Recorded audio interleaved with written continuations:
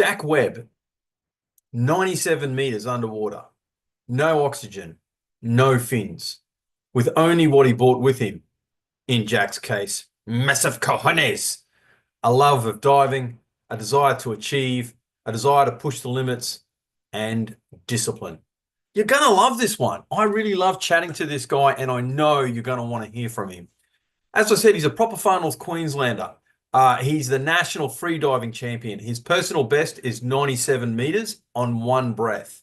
Now, if you're interested in pushing the limits, achievement in a cool pastime that has a high degree of risk, want to hear from a truly passionate far North Queenslander who is making his mark both here and overseas, you're going to love this. So, less from me, more from Jacques.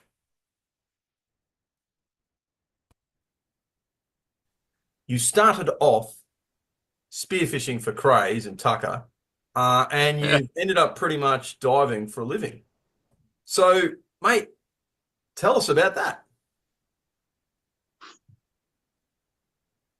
I don't know how the journey got to that point, eh? I guess it was just like a whole lot of um, it was always something that I'd looked up to the people around me that were doing when I was in primary school. And then I hit a point when you're at your 12th, 13th birthday and your parents are like, we'll get you a spear gun for your birthday. And then so Yeah. you're looking at the weather forecast more than your dad, and he's the one with the boat. And then eventually, you just any chance you can get, you're going down to Mission Beach and spearing or heading out to the reef, doing all sorts of crazy stuff. A lot of fun. And then I think the spearing was always there. And then I did a lot of traveling after I left school, and that kind of got to a point where I was doing a lot of yoga, and I was over in India just for like a long period of time, and just focusing on the body and the breath and all that, and then that just got me really interested in myself and the whole internal journey. And I was like, I learned all this stuff about myself there that I was like, wow, okay, I'm sure that that's not really going to have a practical spot in the rest of my life. Surely it'll just help with my general peace on day to day. And then COVID hit, and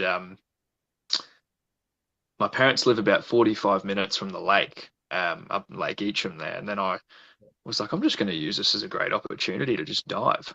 And so spot. A The couple of rest my of my mates were life, running a surely it'll just. freediving course. I'd already done one in Bali, like in 2018, that I didn't really like because I didn't really understand what I was being told. And I kind of had the Spiro mentality of just like, I can already do this. I just want to dive. I just want to hit the bottom. And then, yeah, the lake, that weekend at the lake, I remember I was down at the bottom with my mate Az, just hanging at 20 meters, and we were looking at each other. And I just felt like I could have stayed there forever. And I come back up to the surface and I was like, man, I'm going to do this every day till I die. And he was like, "Oh, I bloody bet you are." And then that it all just kicked off from there.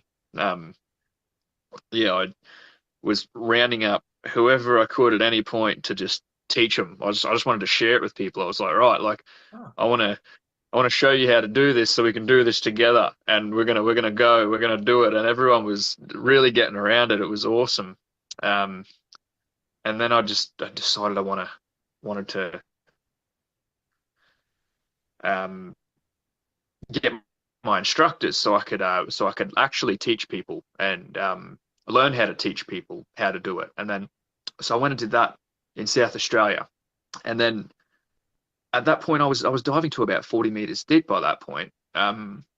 Which at the time it was just blew me away. I was like, wow, like that's so cool that I can dive to 40 meters deep. I just thought that was such an amazing thing that my body could do. And every single time I was in the water, it was just joy. It was a quiet place where yeah. you get to be there, and everything goes still, and you're just in a like, I don't know if you've dived in the lakes before up there, but it's just the most magical feeling being underwater there.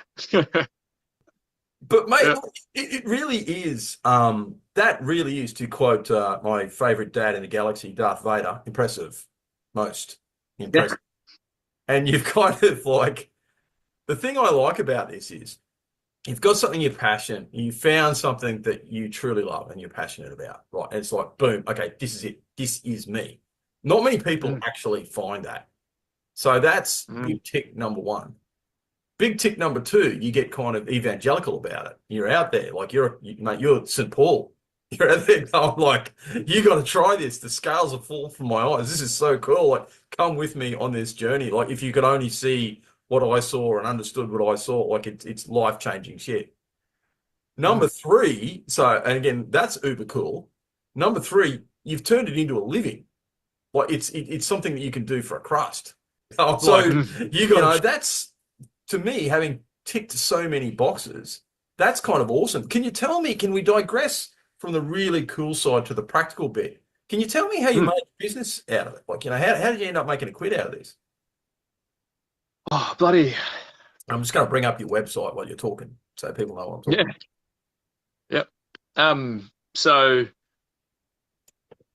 after I did my instructors, I just got under the idea that I wanted to start teaching people at the lake. So I came back to FNQ and I got in touch with national parks and asked them how I could go about things. And they just said, yeah, get a permit. You're welcome to apply for a permit and we'll see how we go. And then I was like, oh, they'll never accept this. Like it's just a few things thrown together and I got to get all this liability insurance and fill out all these forms. And I was like, oh, what the bloody hell is this? And then, yeah, a few months later, it got back and they said I could start running things at the lake. So I just started to give it a crack.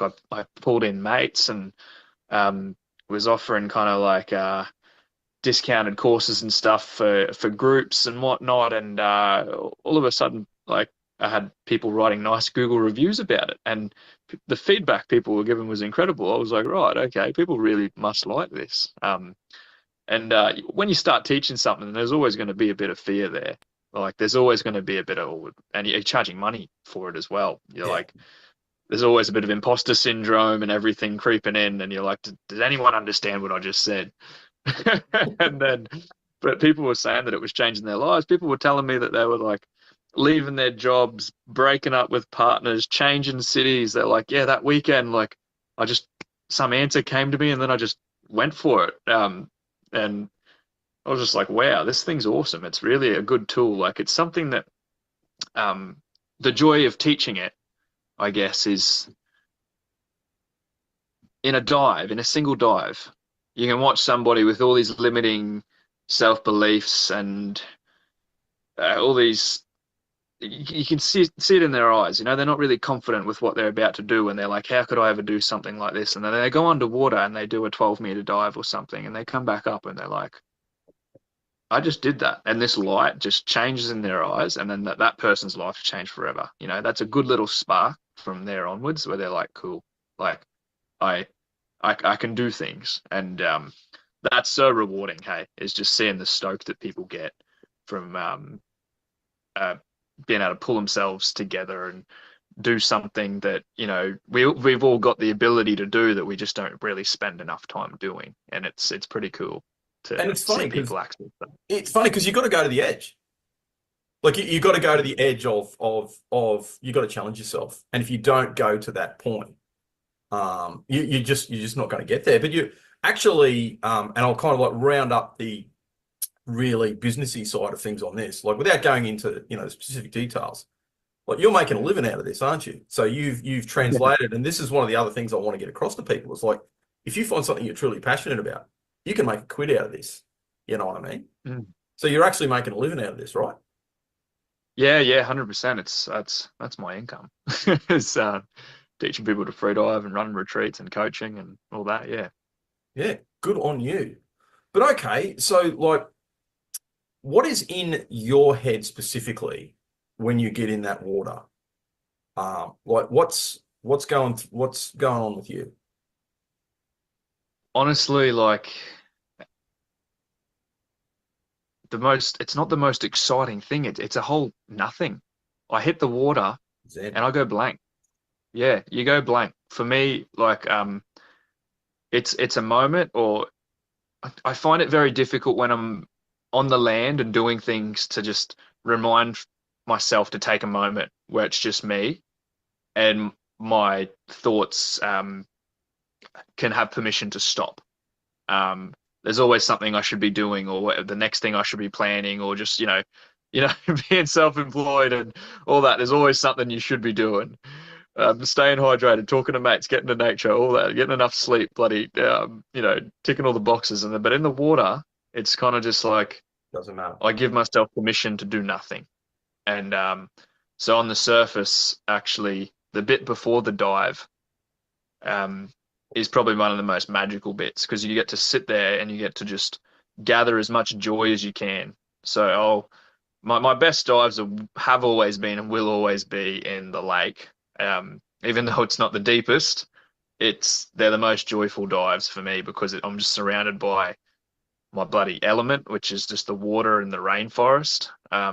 Can feel how like beautiful and significant that place is for many people now and in the past, and it's just such a magical place for all your thoughts to calm down and get to feel really welcomed by the place, and then you just pull yourself together and take a big breath and off you go, and that joy and that sort of peace that you find in the surface and the first bit is what carries through the rest of your dive. You take down what you've got on the surface, and it just gets better as you go down, pretty much.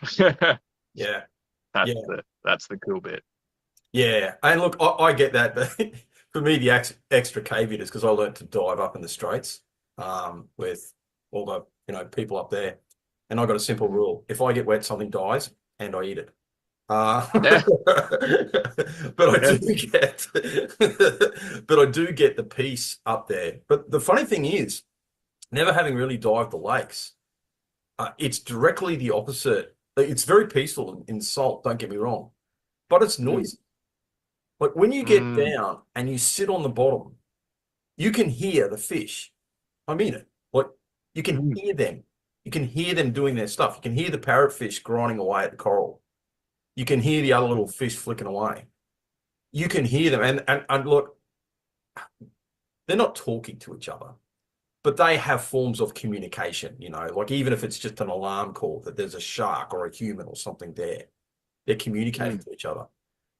And you can actually tap into that if you're serious about it. If you just sit there and you're quiet and you're just aware and in the moment, you can actually tune in to that web.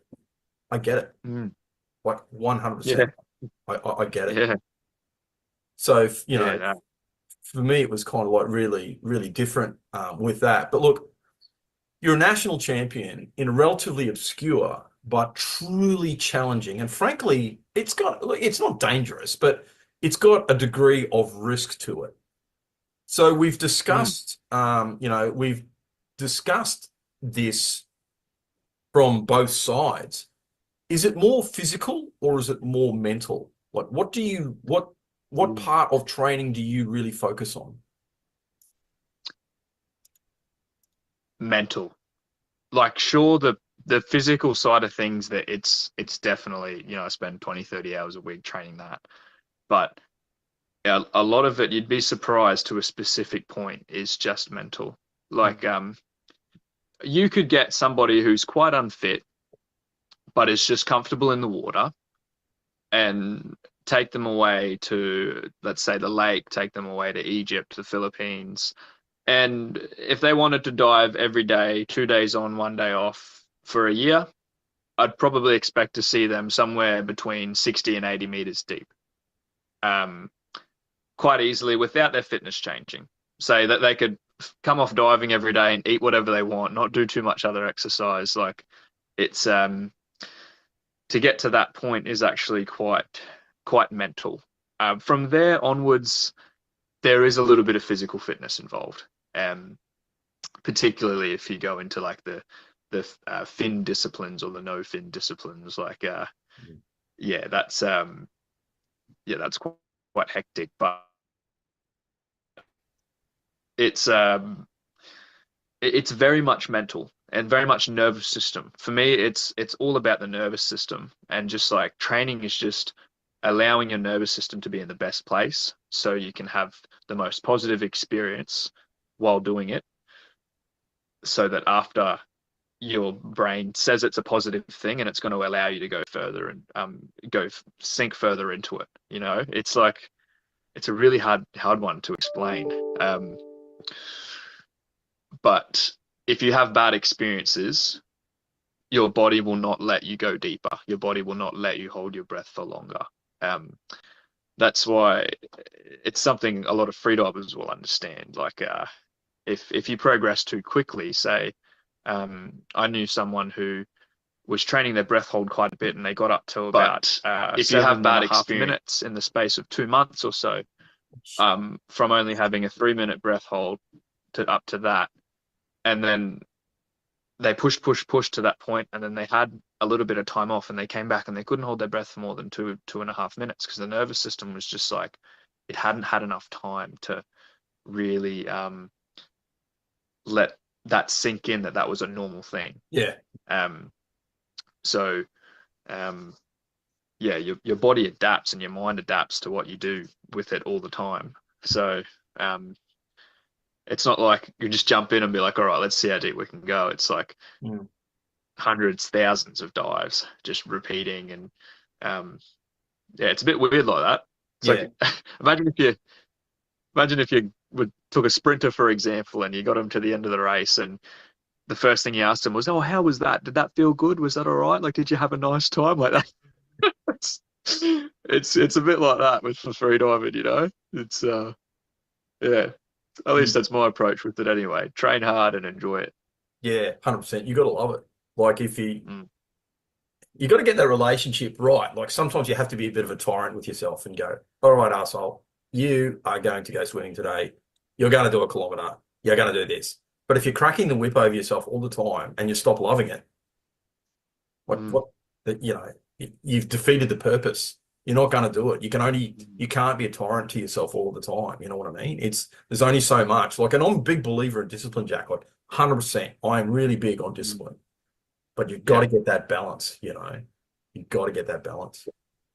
It's very true, and it's like it's in freediving, the discipline still needs to be there. However, there needs to be in the training for it a more structured approach where less is more and doing the exact amount, the exact right amount. So that's why I ended up getting a coach. And wow, it's amazing. I start each week knowing exactly what I've got to do. It's very well spaced out. I don't train nearly as much as some other people I know that train, and because it's very diverse and everything just flows in perfectly. And I love that. And the discipline side of things though still really needs to be there, because what kind of happens on a dive is when you get into free fall. So say when you kick down say you're going for a 90-meter dive, 90-meter deep. You go to free fall somewhere between 30 and 40 meters. Now that's where your lungs have compressed down to a point where, with a volume of air in your lungs, is compressed down to a point where you're no longer buoyant. So you're no longer going to be floating back up, and you're actually just going to be able to relax and sink. And it's a very commit kind of activity. And so you have to have this kind of like subconscious that's really strong, that overrides all of your thoughts and immediate processes, right? So all these immediate thoughts are going to come in like, oh, bloody hell, I didn't sleep well last night, or I had a sausage roll yesterday, or I didn't reply to that message, or, it's a bit choppy on the surface. All these excuses are going to come in. And if you haven't strengthened your subconscious river with discipline and enough repetition put in of good decisions and showing up and putting in effort, then those thoughts are going to be stronger than that. So, yeah, that's where the discipline comes into it. But you can't go at it like a bull at a gate. You got to have it quite structured. It's a different one. So, mate, tell us about your best dive ever. And it doesn't have to be a competitive or even the deepest. Mind you, if that was the best dive, that's fine too. I'm not implying that it shouldn't be. But tell us about the one that you most enjoyed, that you just went, dude, that was the dive. The dive. Wow.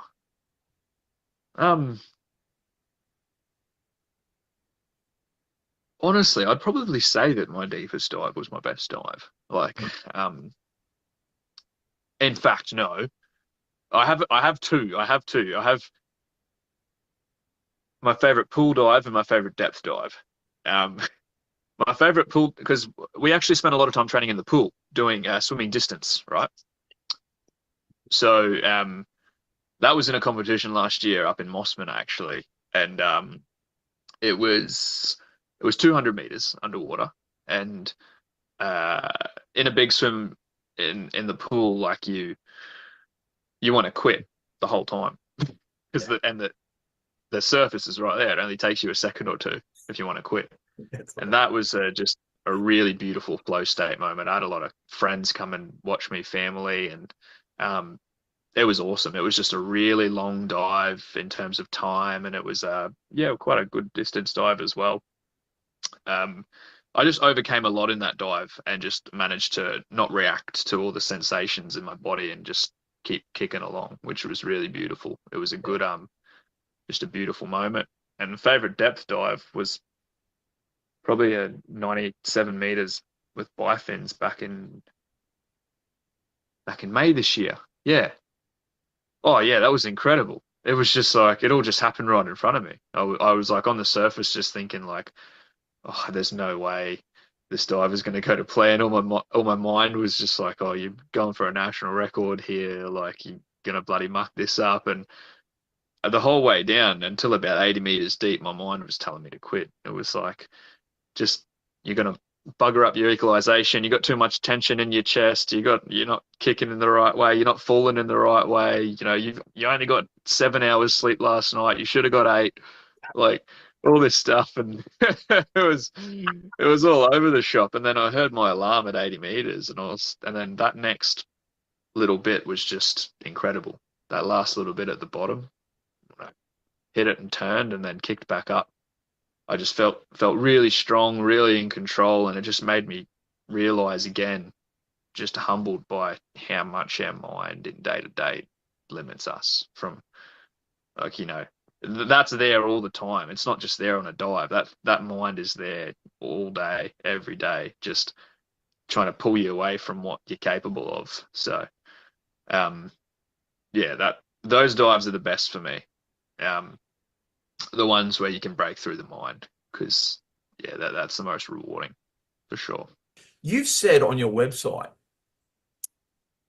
and I quote, I am in love with the constant challenges and growth freediving presents. There are Mm, so many aspects of it that you can work on that translate to how you live every day. It's a lifestyle. It's a great tool for tuning into the body, learning to respect it, and with that, carefully listening to when it's the right time to lash out and go for it in the most gentle way. Mate, mm. love it. Anything you want to clarify on that, or like, dive a little bit deeper into the concepts or explain or clarify, or does that pretty much sum it all up? Or It definitely does. It definitely does sum it up. But it's not um it's not comfortable the journey for sure. Like it's really there's a lot of days where you like things don't go to plan and you're asking yourself why, and it just constantly pushes you to keep bettering yourself. If you come up with a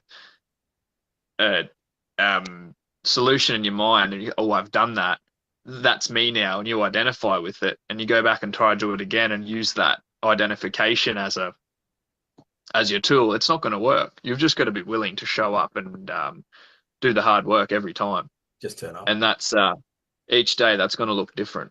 Um, as soon as um, you identify with something, you've started to die. That's my opinion. You've started to like that's it. If you think that you've shut off and you've completed it, then there's you're closing yourself to the lesson, the the ongoing lesson of life, which is just like showing up, hard work, growth, and that's what freediving reminds me of. It's just consistent training, consistent ability to show up for something every single day. You know, you have a choice to keep constructing who you want to become, what you want to learn. And sometimes that's going to be nice and fall into the place. Other days it's going to be hard. You got to know when, if you're hitting your head against a wall, when it's time to step back, or if you've just hit it against a wall once, it doesn't mean it's the end of the world. It's just like it was a bad day. Like, there's so many holistic lessons through the free diving. And I guess anything that you go 100% into, it's going to reflect all these different parts of yourself back onto you. So, yeah, free diving is just a very, very easy to draw those lines between the two. And a lot of people have very similar opinions about it. Oh, 100%. Like, that's kind of like how I found it too. Like, it's, you know, it brought me closer to God, actually. But like, how many times have you blacked out?